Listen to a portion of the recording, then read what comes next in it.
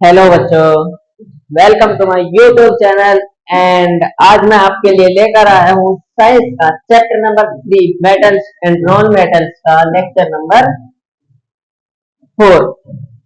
देखिए, अब तक हमने इस चैप्टर में केमिकल प्रॉपर्टीज पढ़ी है, मेटल्स की फिजिकल प्रॉपर्टीज पढ़ी है। आज बात करेंगे उसी से आगे। ये काफी इंपॉर्टेंट टॉपिक है जो हम आज पढ़ने वाले हैं। इसमें से भी क्वेश्चंस आते हैं, आप इसको ध्यान से सुनिएगा, अच्छे से पढ़िएगा। एंड कोई अगर स्टूडेंट न्यू आया है तो प्लीज चैनल को सब्सक्राइब कर लीजिए एंड वीडियोस को लाइक करते रहिए।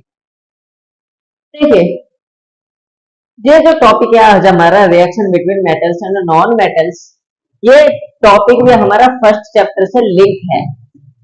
फर्स्ट चैप्टर मैंने बताया था आपको, कई बार कहता आ रहा हूँ कि फर्स्ट चैप्टर आपका काफी इंपॉर्टेंट है, जो कि लिंक होकर आगे के केमिस्ट्री के चैप्टर्स में यूज होता है।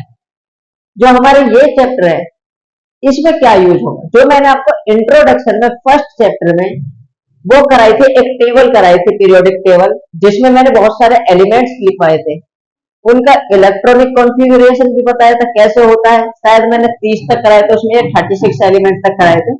आप उस लेक्चर को अवश्य देखें, वो टेबल को याद करें। सीरीज में एलिमेंट याद होने चाहिए आपको, एटलीस्ट 30 तक तो होने चाहिए। मैंने 36 तक लिखवाए थे। अगर आपको याद नहीं होंगे, मैं छोटा सा आपको शॉर्ट बनाकर इसमें दे दूंगा, अभी वीडियो के साथ ऐड कर दूंगा, जिससे कि आप उनको लिख सकते हैं इजीली, और आयनिक कंपाउंड जब बनाने में हेल्प होगी आपको, वो बेटर रहे।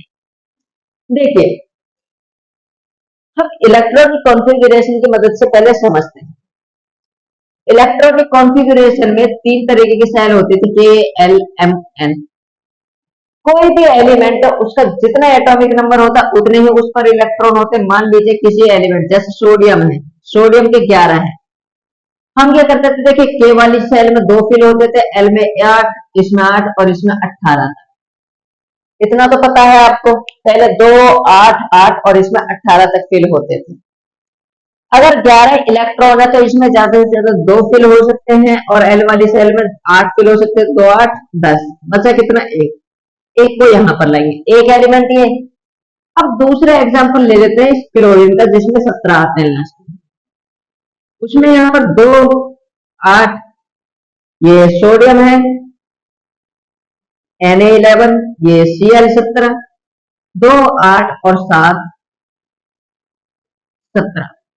ठीक है बच्चों, मैंने आपको बताया था कोई भी एलिमेंट चाहेगा कि वो अपनी स्टेबल फॉर्म में रहे। स्टेबल यानी कि स्टेबल फॉर्म होती है उनकी जो लास्ट बैलेंस सेल होती है, जिसमें लास्ट में इलेक्ट्रॉन फिल है, वो वाली कंप्लीटली फिल्ड हो।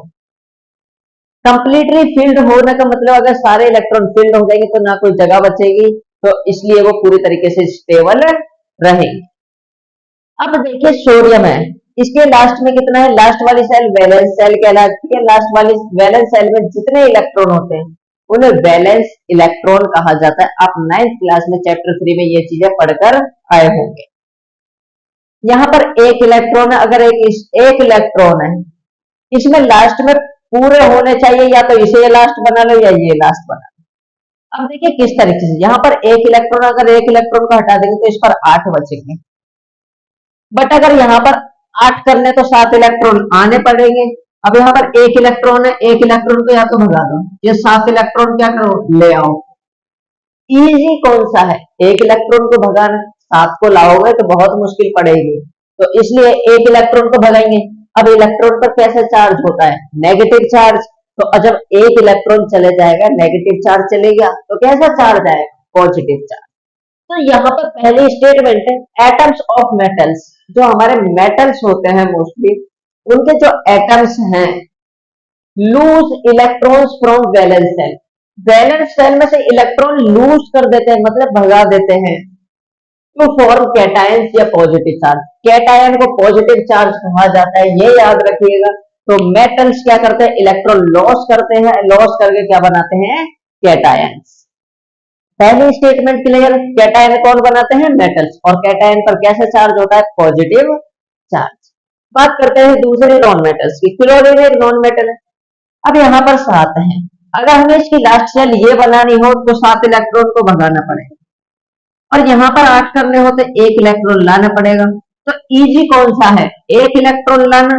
तो इसलिए जब यहाँ पर एक इलेक्ट्रॉन आ जाएगा ये 8 हो जाएगा, फिर इसके इसके एटम्स क्या हो जाएंगे, स्टेबल। बट एक चीज सोचिए, जब इसमें इलेक्ट्रॉन आएगा, इलेक्ट्रॉन पर नेगेटिव चार्ज है, यानी इस पर नेगेटिव चार्ज आ रहा है, तो जो नॉन मेटल होते हैं वो इलेक्ट्रॉन्स को लेते हैं और एनायंस बनाते हैं। एनायंस यानी नेगेटिव चार्ज के आयंस बनाते हैं। आयंस दो तरीके के होते हैं, एक कैटायन और एक एनायन। आप 9th में ही पढ़ के आए होंगे ये चीजें, कैटायन पॉजिटिव और एनायन नेगेटिव चार्ज।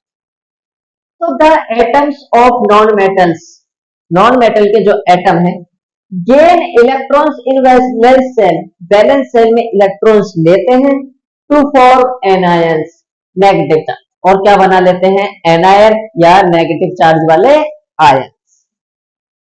अब देखिए, जो पॉजिटिव चार्ज है और एक नेगेटिव चार्ज, आप काफी टाइम से पढ़ते हुए आ रहे होंगे,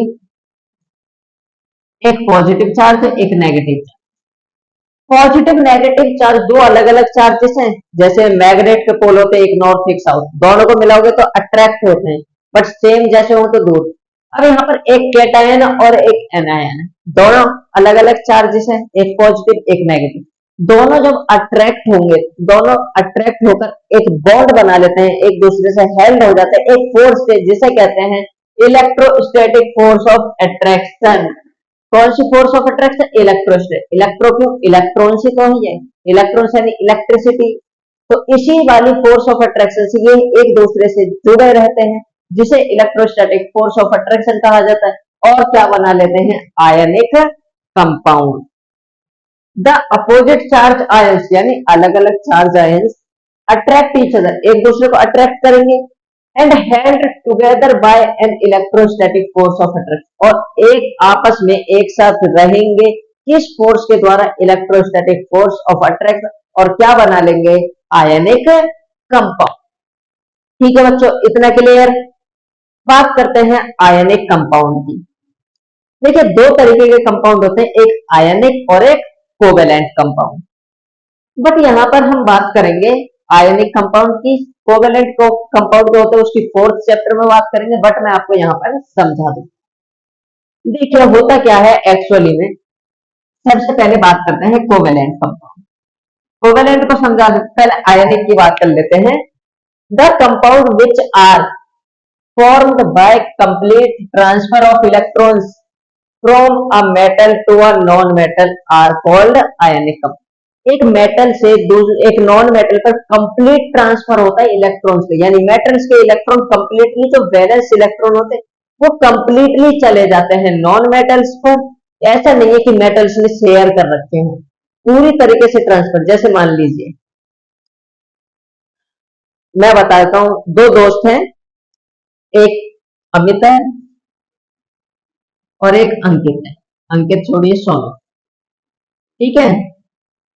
इस पर 30 रुपए हैं और इस पर है सिर्फ और सिर्फ 10 रुपए। इस पर 10 रुपए हैं और इस पर कितने, 30 रुपए।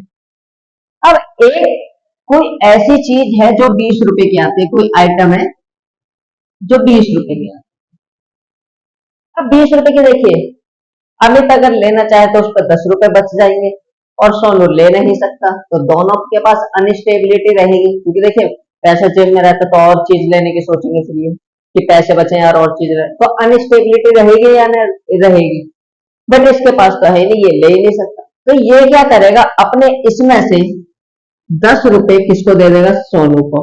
अब इसके पास 20 रुपए, इसके पास 20 रुपए, दोनों ले लेंगे और दोनों इस आइटम को लेने के बाद में खुश रहेंगे, दोनों स्टेबल हो जाएंगे। तो ये होता है आयनिक कंपाउंड। बट अगर कोवेलेंट की बात करूं, कोवेलेंट में क्या होगा,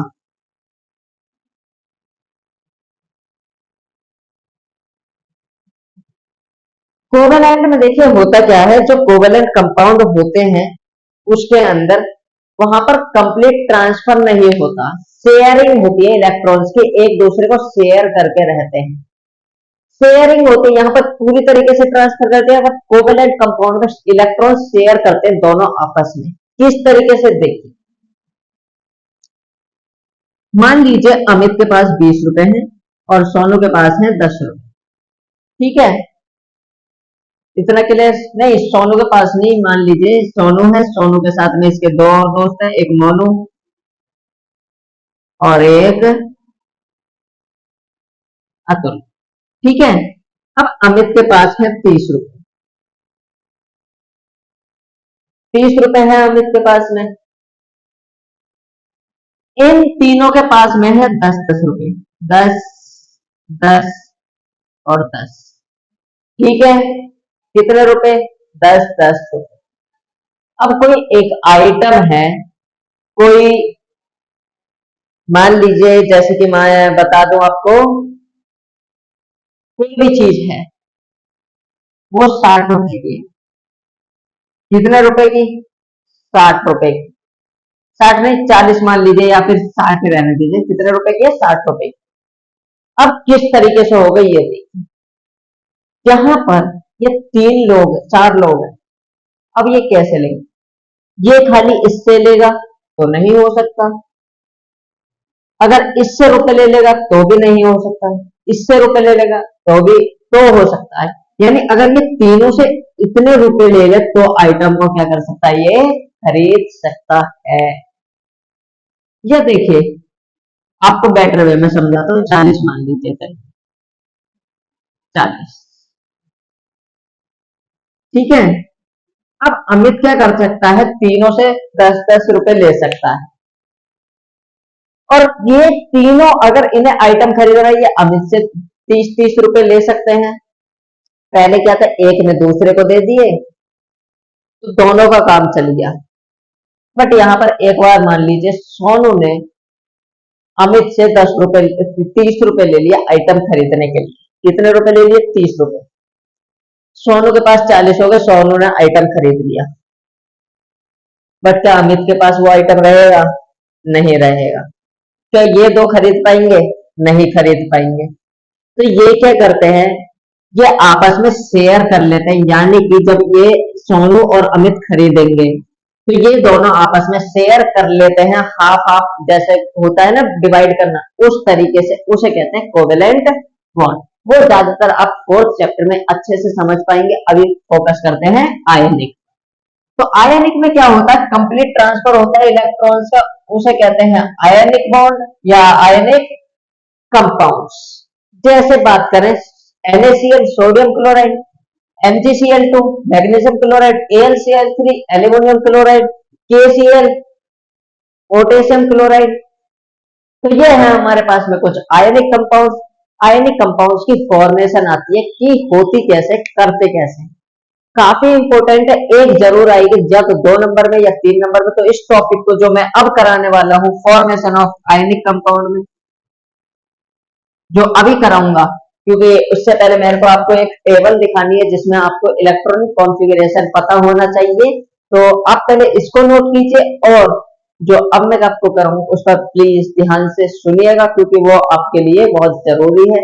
एक एक मार्क्स आपको पासिंग मार्क्स तक ले जाता है, क्योंकि लास्ट ईयर का रिजल्ट देख लीजिए, मोस्टली बच्चे बाउंड्रीज पर ही पास हुए थे। तो आप ध्यान रखिएगा, जो टॉपिक में कहूँ काफी इंपॉर्टेंट है उसकी प्रैक्टिस ज्यादा करनी है। तो आप इसे नोट कीजिए। इसके बाद कराता हूं मैं आपको फॉर्मेशन ऑफ आयनिक कंपाउंड्स। देखिए बच्चों, ये है हमारे पास कुछ पीरियोडिक टेबल। इसमें मैंने 36 तक एलिमेंट लिखे हैं, उनका इलेक्ट्रॉनिक कॉन्फ़िगरेशन लिखा है। इलेक्ट्रॉनिक कॉन्फ़िगरेशन में आप पहले लिख लीजिएगा 4 तरीके के सेल्स, KLMN। हर किसी के हिसाब से आपको इलेक्ट्रॉनिक कॉन्फ़िगरेशन लिखना है। और एक बार चैप्टर 1 की वीडियो देख लीजिएगा, मैं उस वीडियो का लिंक डाल दूंगा, जिसमें काफी सारे एलिमेंट का इलेक्ट्रॉनिक कॉन्फ़िगरेशन कैसे लिखते हैं वो मैंने सिखा रखा है।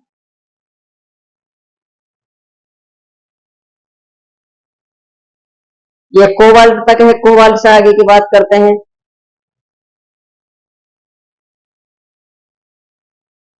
ये निकल, निकल के बाद है हमारा कॉपर, कॉपर के बाद जिंक, जिंक से लेके क्रिप्टन तक। क्रिप्टन तक आपको याद रखने हैं, यहाँ इस 36 तक है ये एटॉमिक नंबर। देखिए, बात करते हैं फॉर्मेशन ऑफ आयनिक कंपाउंड्स। अभी जो आपने आयनिक कंपाउंड लिखा था उसमें एक ब्रैकेट में एक वर्ड और डाल लीजिएगा, इलेक्ट्रोवैलेंट कंपाउंड। आयनिक कंपाउंड को इलेक्ट्रोवैलेंट कंपाउंड भी कहा जाता है। सबसे पहले बात करेंगे आयनिक कंपाउंड में फॉर्मेशन की, काफी इंपॉर्टेंट टॉपिक है। First, formation of sodium chloride, of sodium chloride. Sodium chloride का फॉर्मूला बताइए क्या होता है? NaCl। आपको ऐसे दिया जाएगा, इसकी फॉर्मेशन कीजिए, आपको बनाकर दिखाना है कैसे बनता है। तो फॉर्मूले, ये जो आपको नाम दे रखा होगा केमिकल नेम, इससे फॉर्मूला आप खुद बना सकते हैं। सोडियम क्लोराइड, इसकी फॉर्मेशन होती कैसे वो आपको समझाने। देखिए, कभी भी मैंने आपको बताया था कोई कंपाउंड होता है, पहले वाला कैटायन होता है, दूसरे वाला एनायन। आपको क्या करना है, इन सब का अभी मैंने आपको एक टेबल दिखाई थी जिसमें आपको इलेक्ट्रॉनिक कॉन्फ़िगरेशन आपको सभी का लिखवाया गया है। तो आप इलेक्ट्रॉनिक कॉन्फ़िगरेशन अगर आपको नहीं आता तो आप करके देख सकते हैं। जैसे सोडियम, सबसे पहले बात करेंगे सोडियम की। Na, इसका इलेक्ट्रॉनिक कॉन्फ़िगरेशन लिखिए इसके नीचे 2,8,1, या कोमा मत लगाइए, ऐसे लिख लीजिए 2,8,1, कोमा मत लगाइए। यहां पर एक वैलेंस इलेक्ट्रॉन फालतू है, एक्स्ट्रा में है, तो ये क्या करेगा, सोडियम इस इलेक्ट्रॉन को निकाल देगा। तो क्या बनेगा, एक इलेक्ट्रॉन गया तो कितना पॉजिटिव चार्ज, एक पॉजिटिव चार्ज, और साथ में क्या निकाल देगा, एक इलेक्ट्रॉन। इलेक्ट्रॉन निकल गया, एक चले गया, इसका कितना बचेगा, इलेक्ट्रॉन कॉन्फ़िगरेशन 2a। इसका नाम क्या होगा, सोडियम कैटायन। इतना के लिए लास्ट में एक इलेक्ट्रॉन था, वैलेंस शेल में एक इलेक्ट्रॉन इसने लॉस कर दिया, बचा कितना, लास्ट में 8 बचा, पॉजिटिव चार्ज है सोडियम कैटायन। दूसरा क्या है, क्लोरीन यानी Cl। बनाने के लिए क्लोरीन चाहिए, Cl। Cl यानी क्लोरीन का अगर हम इलेक्ट्रॉनिक कॉन्फ़िगरेशन लिखेंगे 2,8,7। अब आप एक चीज देखिए, लास्ट में 7 है, तो एक इलेक्ट्रॉन अगर ले लेगा ये तो कितने हो जाएंगे, 8 हो जाएंगे। तो एक इलेक्ट्रॉन लेगा तो इस साइड ऐड किया जाएगा नॉन मेटल में इलेक्ट्रॉन, कितना, एक। बन क्या जाए, इलेक्ट्रॉन ले लिया तो एक क्या आ जाएगा इस पर, negative charge, Cl negative. Electronic configuration लिखेंगे 2,8,8। क्यों, क्योंकि एक इलेक्ट्रॉन आ गया, 7 और 1 8। इसका नाम क्या होगा, क्लोराइड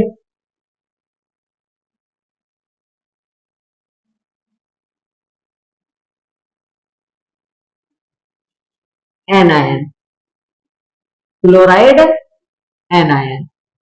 इतना क्लियर बच्चों? अब देखिए, आपने कैटायन बना लिया, एनायन बना लिया, बस इन दोनों को जोड़कर एक कंपाउंड भी तो बनाना है। तो देखिए, सबसे पहले जो कैटायन होता है Na, इसका आपको जो भी है, लास्ट लास्ट में देखिए कितना है, एक इलेक्ट्रॉन। जो कैटायन का इलेक्ट्रॉन है आप उसे डॉट से रिप्रेजेंट कीजिए, किससे, डॉट से। प्लस फिर एनायन लीजिए, एक एनायन है तो एक लिखिए, Cl। कितने हैं लास्ट में, 7। पहले इसके 7 इलेक्ट्रॉन्स हो रहे हैं, एक दो, दूसरे के जो बनाने हैं आपको क्रॉस से बनाने हैं, फिर 3, 4, 5, 6, 7। इतना क्लियर बच्चों? क्लोरीन के पास 7 है, सोडियम के पास एक फालतू है, तो ये क्या करेगा, अपने इलेक्ट्रॉन्स इसको दे देगा। क्या बनेगा कंपाउंड में, Na पॉजिटिव, Cl नेगेटिव। ये बन गया हमारे पास में NaCl कंपाउंड बन गया है। तो ये थी हमारी सोडियम क्लोराइड की फॉर्मेशन। सिंपली क्या करना है, इसके इलेक्ट्रॉन्स को इस पर पहुंचाना है, यहाँ 7 से एक इलेक्ट्रॉन क्या आ गया, यहाँ पर आ गया, अपना खुद का इलेक्ट्रॉन दे दिया Na ने, उसके पास कितने बचेंगे, फिर 2, 8। तो ये थी सोडियम क्लोराइड की फॉर्मेशन। आपको सोडियम क्लोराइड के जैसे ही किसकी करनी है, पोटेशियम क्लोराइड में। तो यहाँ पर मैं लास्ट में होमवर्क में दूंगा आपको 2 से 3 बनाने के लिए। बात करते हैं दूसरा, नंबर 2,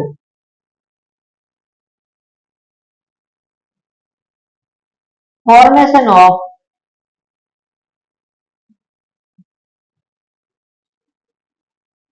मैग्नीशियम क्लोराइड।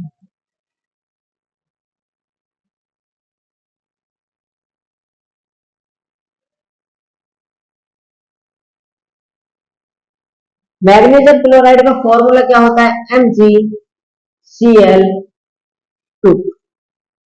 MgCl2। देखिए यहाँ पर Na पॉजिटिव, पहले क्लोरीन के इलेक्ट्रॉन बना, क्लोरीन को शो करना पड़ेगा पूरा, जैसे यहाँ पर है 1 2 3 4 5 6 7 और ये इलेक्ट्रॉन आ गया यहाँ पर नेगेटिव चार्ज। ठीक है बच्चों, इलेक्ट्रॉन आ गया तो वो शो करके दिखाना पड़ेगा हमें यहाँ पर। आप इसको ठीक कर लीजिएगा एक बार। अब बात करते हैं इससे आगे, formation of magnesium chloride. Magnesium chloride की फॉर्मेशन की बात करें, मैग्नीशियम बनाएंगे सबसे पहले Mg। कितने इलेक्ट्रॉन होते हैं इसके? 2 इलेक्ट्रॉनिक कॉन्फ़िगरेशन बनाइए, 8 2। ठीक है, 2 है लास्ट में इलेक्ट्रॉन, तो ये 2 इलेक्ट्रॉन्स को क्या कर देगा? लॉस कर देगा। जैसे 2 इलेक्ट्रॉन जाएंगे पॉजिटिव चार्ज आएगा, कितना पॉजिटिव चार्ज? 2 पॉजिटिव। कितना बचेगा इलेक्ट्रॉनिक कॉन्फ़िगरेशन? 2 8। क्या नाम होगा? Magnesium cation. मैग्नीशियम कैटायन, और साथ में क्या रिलीज कर देगा? ये 2 इलेक्ट्रॉन। पहले स्टेप क्लियर है, कैटायन बनाना मैग्नीशियम के, लास्ट में 2 इलेक्ट्रॉन थे, इसने दोनों इलेक्ट्रॉन्स लॉस कर दिए, क्या बनाया? Mg2 positive. 2 पॉजिटिव चार्ज क्यों आए? क्योंकि 2 इलेक्ट्रॉन लॉस किए हैं। और कितना बचा? 2 8, बना क्या? Magnesium cation. दूसरा क्लोरीन Cl, इसके पास कितना? सेम वैसे ही 2 8 7। आप यह मत सोचेगा वहां 2 क्लोरीन है तो यहाँ पर कुछ करना है, अभी तक कुछ नहीं करना। क्लोरीन में सेम जैसा हर बार करते हो, 1 इलेक्ट्रॉन लेगा क्लोरीन, क्या बना लेगा? Cl negative. 2 8 8, क्या नाम होगा? क्लोराइड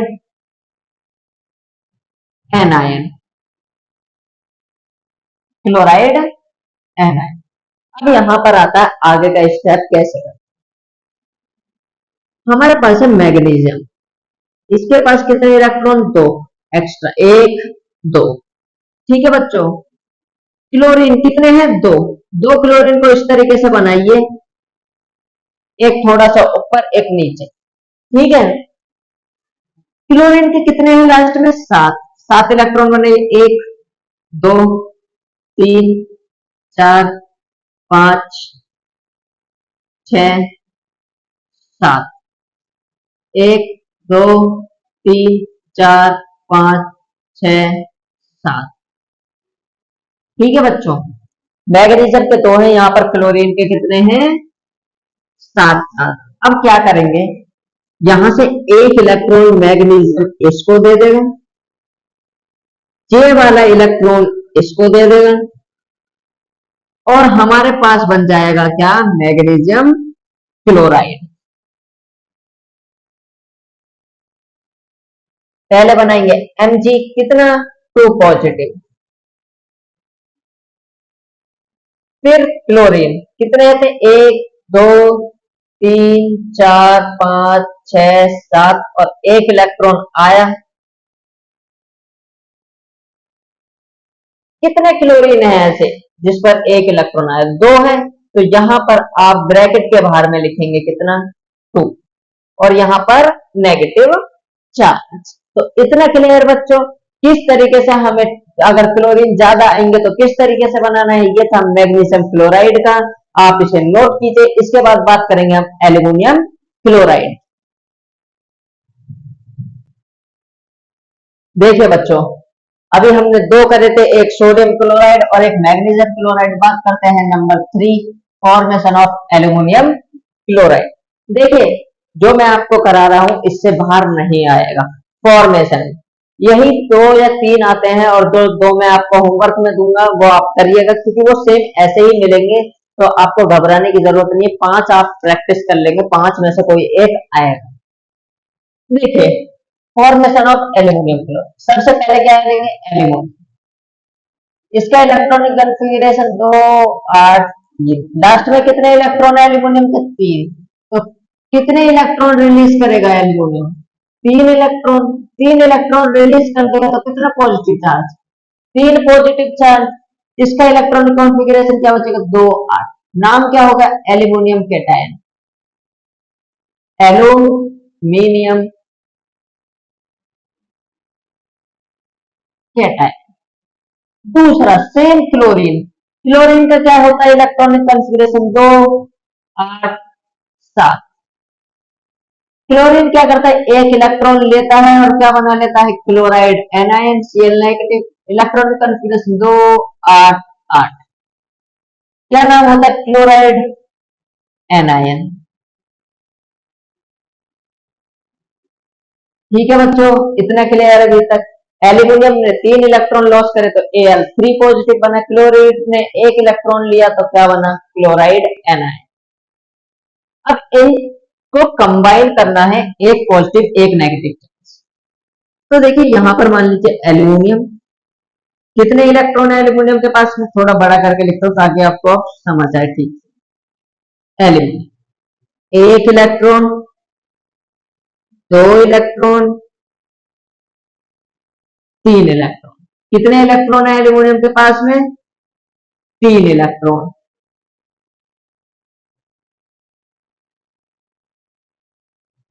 ठीक है बच्चों, क्लोरीन कितने चाहिए? 3। तो यहां पर बनाइए क्लोरीन।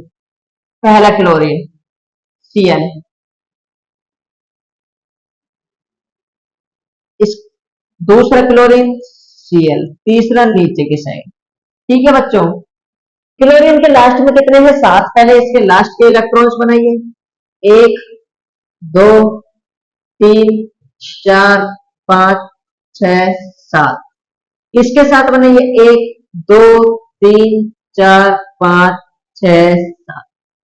1 2 3 4 5 6 7। क्लोरीन को एक एक इलेक्ट्रॉन को चाहिए, तो क्या करेंगे? एक इलेक्ट्रॉन यहां से, एक इलेक्ट्रॉन यहां से, और एक इलेक्ट्रॉन, ये थोड़ा सा उल्टा हो गया, एक इलेक्ट्रॉन यहां से इस पर और इसका एक इलेक्ट्रॉन यहां पर। ठीक है बच्चों, तो तीनों के पास एक एक इलेक्ट्रॉन चले गए, तो तीनों कंप्लीट हो गए। यहां पर प्लस लगा लीजिएगा बीच में। क्या बन जाएगा हमारे पास? Al 3 पॉजिटिव,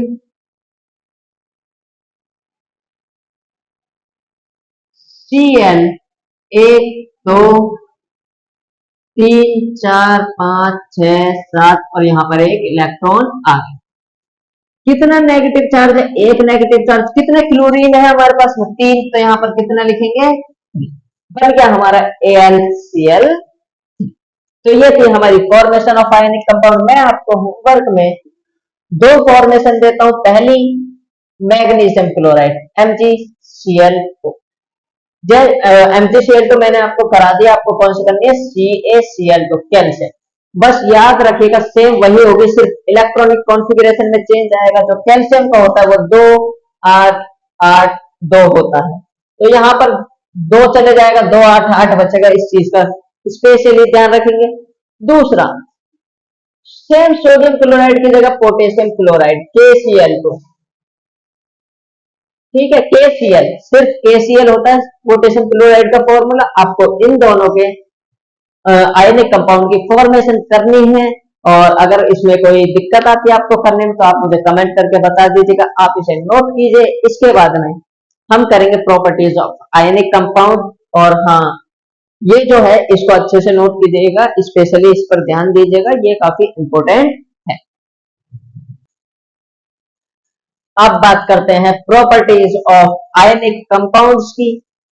ये वो प्रॉपर्टीज हैं जो काफी इंपॉर्टेंट है, क्योंकि देखिए कंपैरिजन में जब आप सेकंड टर्म में आएंगे तो 4th चैप्टर में कोवेलेंट कंपाउंड्स उनसे कंपेयर करके क्वेश्चंस पूछ लिए जाते हैं। लास्ट ईयर भी क्वेश्चन आया था। देखिए जैसे ही आपका एग्जाम आएगा, मैं 2023-24 के जितने क्वेश्चन पेपर थे साइंस के, अगर मेरे पास अवेलेबल होंगे तो मैं आपको इस चैनल पर डाल दूंगा। आप चैनल को सब्सक्राइब कर लीजिएगा ताकि आपके पास में वो क्वेश्चन पेपर्स पहुंच जाए। एंड अगर मेरे पास टाइम मिला तो मैं आपको उन्हें सॉल्व भी करा दूंगा ताकि आपकी प्रिपरेशन अच्छे से हो पाए। सबसे पहली प्रॉपर्टी है आयनिक कंपाउंड की फिजिकल नेचर। फिजिकल नेचर होता मतलब दिखने में कैसे होते हैं। They are hard and brittle, यानी strong because of strong force of attraction. ये हार्ड होते हैं, ठोस होते हैं, एंड ब्रिटल होते हैं। ब्रिटल का मतलब होता है चमकदार से, ठीक है, चमकते हैं ये, और हार्ड होते हैं, स्ट्रॉन्ग होते हैं। फिजिकल नेचर कैसा होता है, हार्ड स्ट्रॉन्ग। क्यों होता है, रीजन देखिए, रीजन बताना चाहिए कि होता क्यों, क्योंकि इनके पास में जो फोर्स ऑफ अट्रैक्शन बहुत स्ट्रॉन्ग है, ठीक है। दूसरा सोल्यूबिलिटी, सोल्यूबिलिटी होता है घुलना। ये जो होते हैं वाटर में तो इजीली घुल जाते हैं, नमक है पानी में आसानी से घुल जाता है, सोडियम क्लोराइड का ही तो बना होता है। बट ये पेट्रोल और केरोसिन ऑयल में घुलते नहीं, सिर्फ किस में घुलते हैं, पानी में। They are soluble in water but insoluble in kerosene oil and petrol, यानी पेट्रोल और केरोसिन ऑयल में ये क्या रहते हैं, इनसॉल्युबल, बट वाटर में कंप्लीटली सॉल्युबल रहते हैं। मेल्टिंग और boiling point, ionic compound have high melting and boiling point. Ionic compound का मेल्टिंग और बॉइलिंग पॉइंट क्या रहता है, ज्यादा रहता है। क्यों रहता है, because high amount of heat is needed to break strong inter ionic force. दो एलिमेंट है कैटायन एनायन, दोनों जुड़े किस फोर्स से, इलेक्ट्रोस्टैटिक फोर्स ऑफ अट्रैक्शन। उस फोर्स को तोड़ने के लिए बहुत ज्यादा हीट चाहिए, तभी जाकर ये अलग हो सकते हैं, वरना नहीं हो सकते। और जब तक फोर्स नहीं टूटेगी तो मेल्टिंग और बॉइलिंग पॉइंट क्या रहेगा, इनका हाई रहेगा। फोर्थ प्रॉपर्टी है कंडक्शन ऑफ इलेक्ट्रिसिटी। क्या ये इलेक्ट्रिसिटी कंडक्ट करते हैं, दो केसेस बनते हैं, यही केस आपका काफी ज्यादा इंपॉर्टेंट है। इस केस में ionic compound do not conduct electricity. जो आयनिक कंपाउंड्स होते हैं वो इलेक्ट्रिसिटी कंडक्ट नहीं कर सकते इन सॉलिड स्टेट। किस स्टेट में, सॉलिड। अगर ये सॉलिड स्टेट में, ये इलेक्ट्रिसिटी कंडक्ट बिल्कुल नहीं करते। बिकॉज क्यों नहीं करते, ions can not move due to rigid structure. Ions move नहीं करते। आप एक चीज बताइए, इलेक्ट्रिसिटी कब बनती है, जब इलेक्ट्रॉन्स मूव करें। इलेक्ट्रॉन मूव करेंगे तभी तो इलेक्ट्रिसिटी है। सॉलिड स्टेट में इनके इलेक्ट्रॉन ही मूव नहीं करते, या आयंस जो होते हैं कैटायन और एनायंस वो मूव नहीं कर पाते, तो मूव नहीं कर पाते तो इलेक्ट्रिसिटी जनरेट नहीं होती।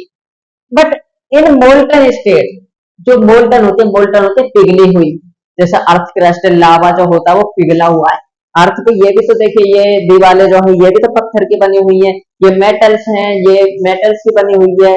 तो ये चीजें जो हैं ये भी तो है, बट क्या इनमें करंट आ रहा है, नहीं। क्या इनसे करंट बन रहा है, नहीं। क्यों, क्योंकि ये सॉलिड है। बट धरती की परत में नीचे की साइड लावा प्रेजेंट है, धरती घूम रही है तो बहुत ज्यादा गर्मी है, लावा है, यही चीजें तो पिघली हुई है। वहां पर कैसे करंट बन रहा है, करंट से मैग्नेट बन रही है अर्थ के नीचे। तो कैसे बन रही है, क्योंकि आयन क्या है, मूव कर रहे हैं मोल्टन स्टेट में। क्यों, मोल्टन स्टेट में आयनिक कंपाउंड इलेक्ट्रिसिटी कंडक्ट करते हैं because of free ions that can move freely. जो आयंस है वो फ्री है, जो इजीली मूव कर सकते हैं। ये थी हमारे पास चार प्रॉपर्टीज आयनिक कंपाउंड्स की, ये भी इंपॉर्टेंट है, आप इन्हें अच्छे से नोट कीजिए। इसके बाद हम बात करेंगे जो इंपॉर्टेंट टॉपिक है, जो आप चैप्टर 1 में भी पढ़कर आ चुके हैं, कोरोजन। कोरोजन पढ़ेंगे, कोरोजन के बाद में हम पढ़ेंगे फिर एलॉयस, जो छोटा टॉपिक है।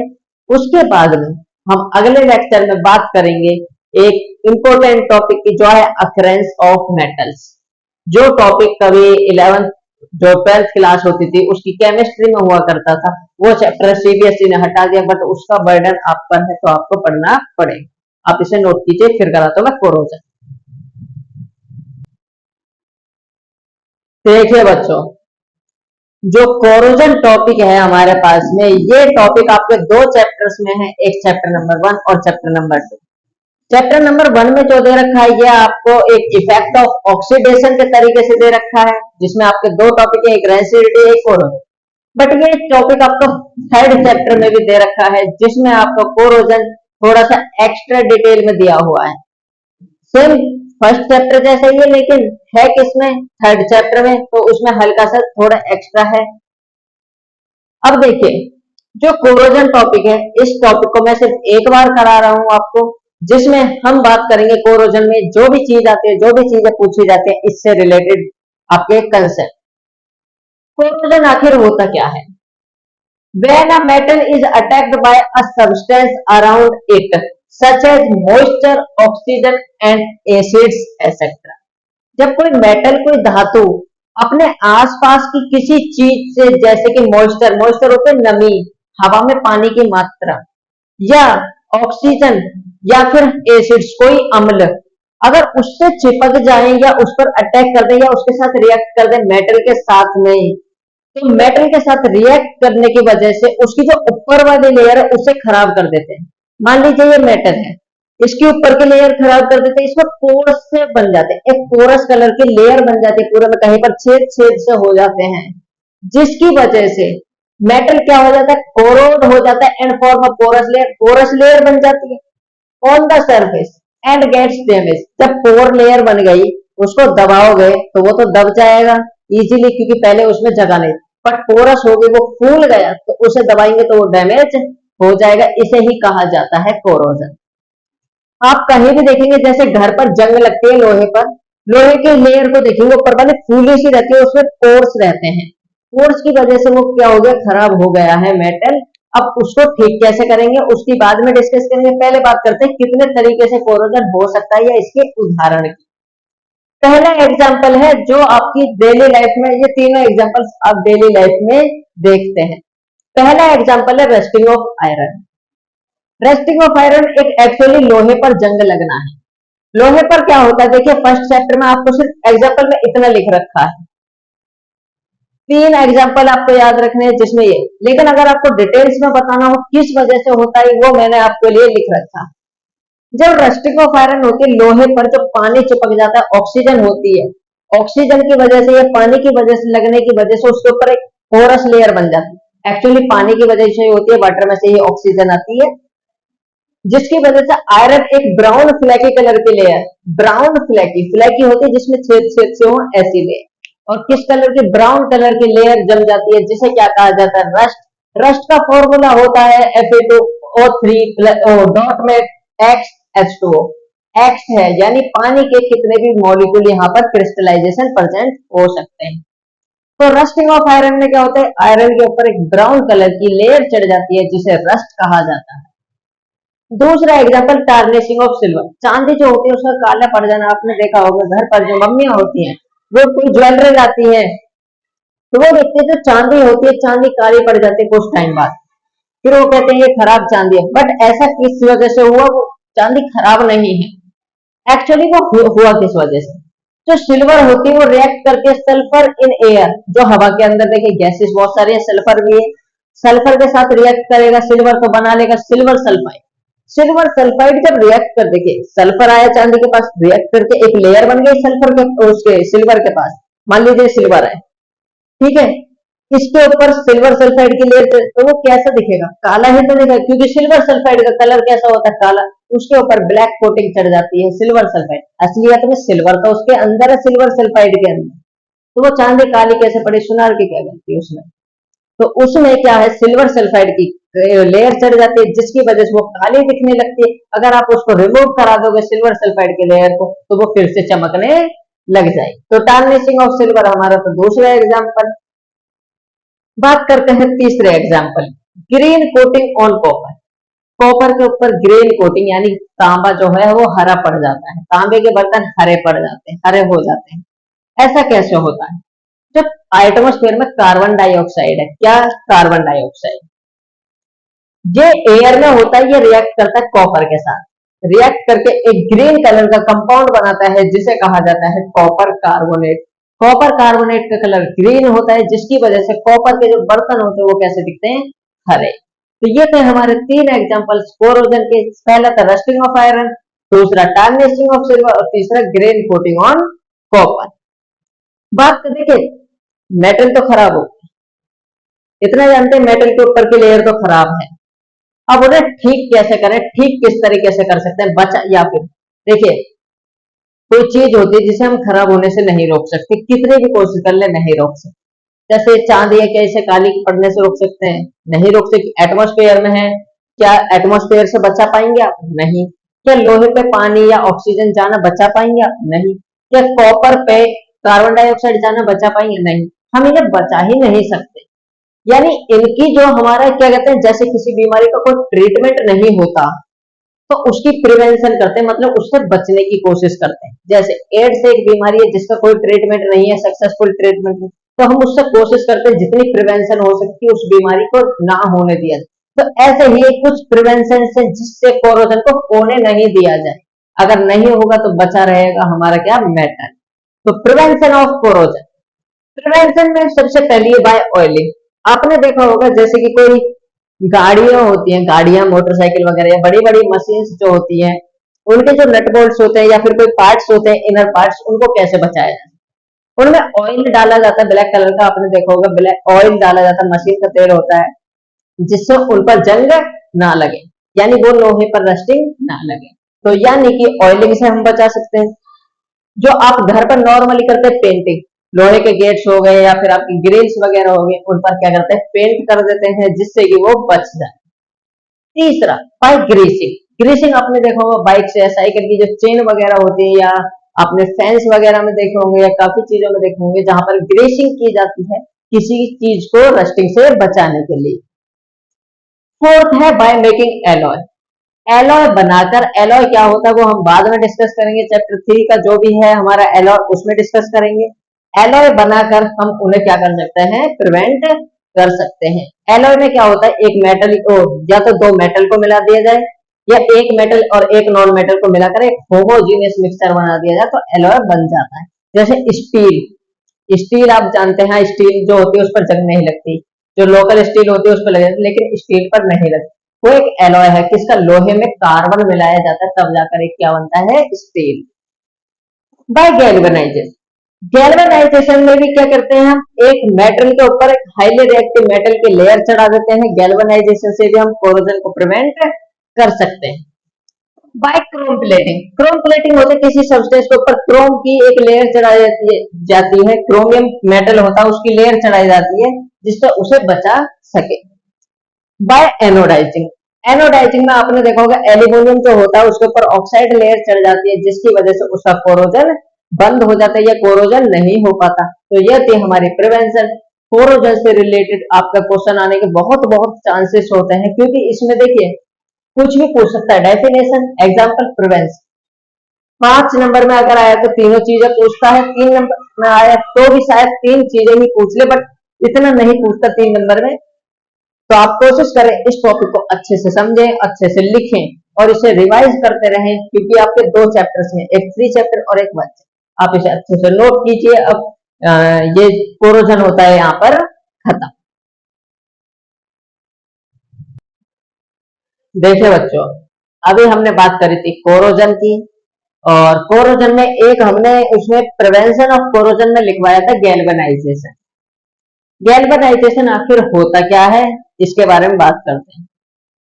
The process in which a layer of high reactive metal is coated on low reactive metal to prevent its corrosion is called galvanization.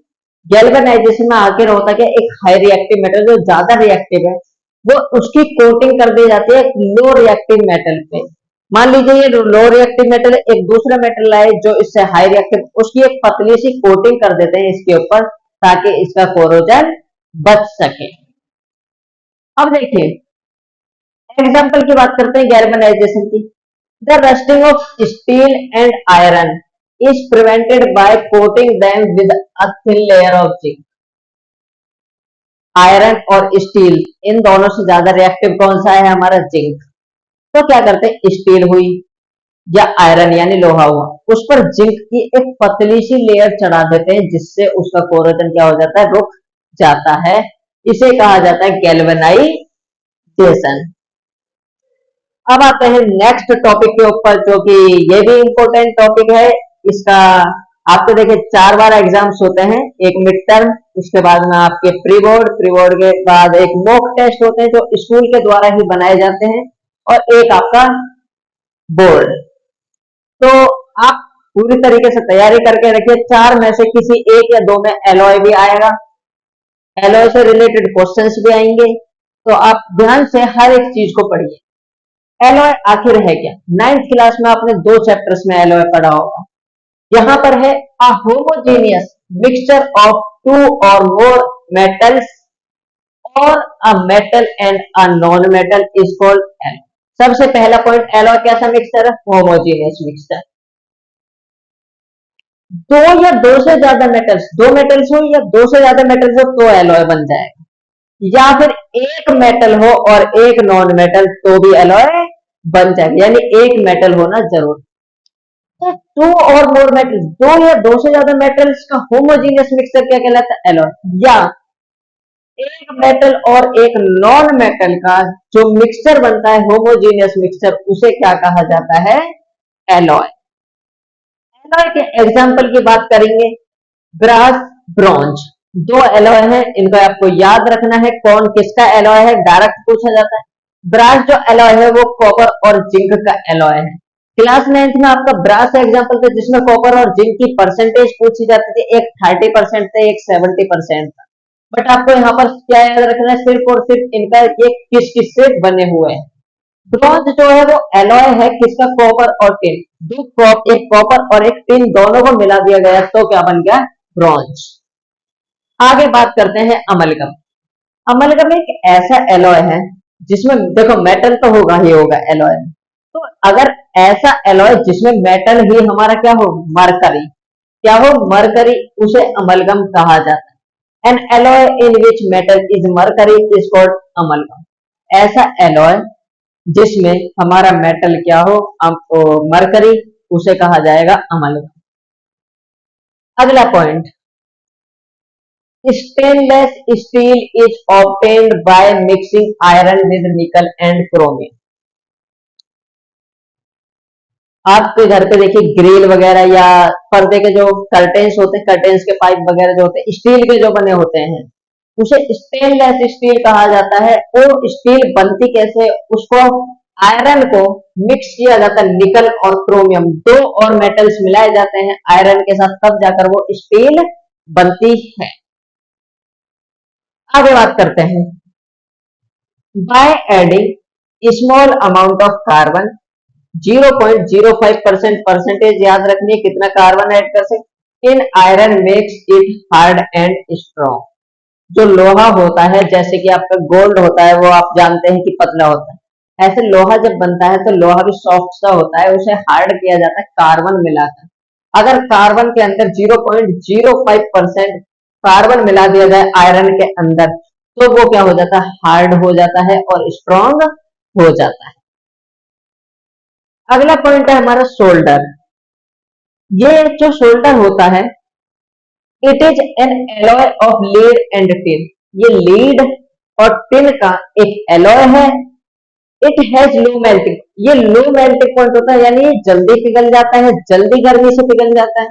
And use for welding electric wires, जो बिजली के तार होते हैं उनको जोड़ने के काम आता है। आप किसी मैकेनिक पर जाएंगे, आपने देखा होगा एक सोल्डर होता है उनके पास जिसे गर्म करते हैं, वो मशीन होती है सोल्डिंग मशीन।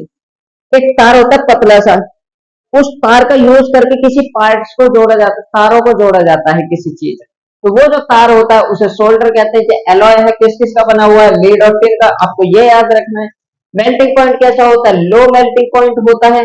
और किसके लिए यूज किया जाता है? इलेक्ट्रिक वायर्स को बेंड करने के लिए। अगला पॉइंट आता है हमारे पास गोल्ड से रिलेटेड, सोने से related. Pure gold is 24 carat gold. ये बात तो मुझे बताने की भी जरूरत नहीं है, हर कोई जानता होगा। प्योर गोल्ड कितने कैरेट का होता है? 24 कैरेट गोल्ड का, 24 कैरेट का गोल्ड होता है। ये बहुत सॉफ्ट होता है, बिल्कुल नियरली लिक्विड जैसी फॉर्म में होता है, सॉफ्ट होता है काफी ज्यादा। It is alloyed with silver और copper to make it hard. ये सिल्वर या कॉपर के साथ एलॉयड किया जाता है, सिल्वर मिलाया जाए या कॉपर मिलाया जाए इस गोल्ड के अंदर, तब जाकर ये क्या हो जाता है? हार्ड हो जाता है। हमारे जो इंडिया है, in India 22 carat gold is use for making ornamental. जितने आभूषण बनते हैं, किसी भी तरीके की चीजें होती हैं, इयर रिंग्स हो गए, सोने की चेन हो गई, कोई भी चीज है, वो ज्यादातर कितने कैरेट की बनती है? 22 कैरेट की बनाई जाती है। 22 कैरेट का मतलब क्या है? यानी 24 पार्ट अगर गोल्ड के हैं उसमें से 2 पार्ट या तो सिल्वर के होंगे या कॉपर के होंगे, और बाकी के 22 पार्ट किसके होंगे, हमारे गोल्ड के।